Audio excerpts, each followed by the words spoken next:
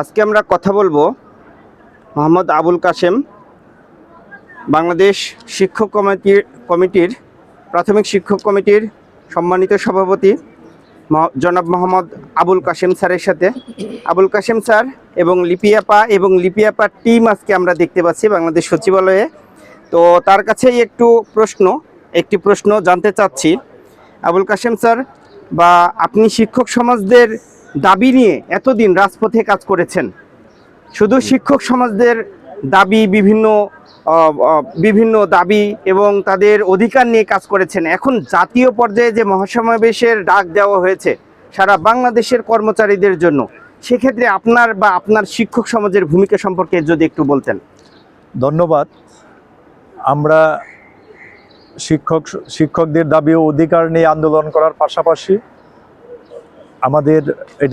এটা হলো আমাদের একটা গোষ্ঠী শিক্ষকদের, কিন্তু পে কমিশনের বিষয়টা জাতীয় দাবি, সকলের দাবি। এখানেও বিভিন্নভাবে আমরা এটার সাথে সম্পৃক্ত আছি এবং আমরাও আমাদের ওই সচিবালয় সংযুক্ত কর্মকর্তা কর্মচারী সমিতির বাদিউল কবির ভাইয়ের সাথে আমাদের সার্বক্ষণিক যোগাযোগ আছে এবং আমরাও চাই যে অনতিবিলম্বে যত দ্রুত সম্ভব পে কমিশন তার রিপোর্ট প্রকাশ করুক এবং দ্রুত এটা বাস্তবায়ন করুক, বিশেষ করে ওই নির্বাচনী তফসিল প্লাস নির্বাচন আসার আগে। আর যে বিষয়টা বলছেন, আমরা 5ই ডিসেম্বর সকল অঙ্গ সংগঠন সহ যে পে কমিশনের বিষয় নিয়ে যে মহাসমাবেশের ডাক দেওয়া হয়েছে, যদি এই মহাসমাবেশ বহাল থাকে এবং ইনশাল্লাহ আমাদের পক্ষ থেকে আমরা এখানে ইনশাল্লাহ যদি এর আগে 5ই ডিসেম্বরের আগে যদি পে কমিশন রিপোর্ট পেশ না করে এবং দৃশ্যমান অগ্রগতি না হয়, তাহলে ইনশাল্লাহ আমরা প্রাথমিক শিক্ষক যারা আছি আমাদের সংগঠন সহ আমাদের শিক্ষকরা এই 5ই ডিসেম্বরের মহাসমাবেশে যোগ দিবে ইনশাল্লাহ। ধন্যবাদ। প্রাথমিক শিক্ষক যারা জেলা উপজেলায় বিভাগ পর্যায়ে এবং ঢাকা শহরস্থ বিভিন্ন স্কুলে কর্মরত আছে, তাদের জন্য কোনো জরুরি মেসেজ আছে কিনা আপনার বা আপনার সংগঠনের পক্ষ থেকে? জি, তাদের জন্য জরুরি মেসেজ হইল, আমরা দাবি বাস্তবায়ন পরিষদ প্রাথমিক শিক্ষকদের 3 দফা দাবি নিয়ে কাজ করছি, আন্দোলন সংগ্রাম করে আসছি।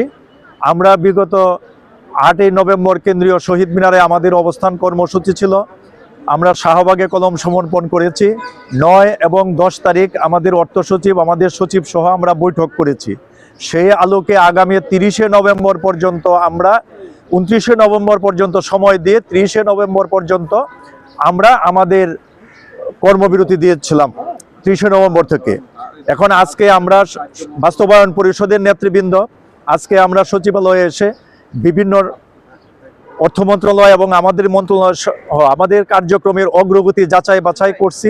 কার্যগতির একেবারে সন্তোষজনক অগ্রগতি না হওয়ায় আমরা 30 তারিখের পরিবর্তে আগামীকাল 28 তারিখ থেকে আমাদের পূর্ণ দিবস কর্মবিরতি সারা বাংলাদেশে, এইটা আমরা ইনশাল্লাহ আজকেই আমরা ঘোষণা দেব।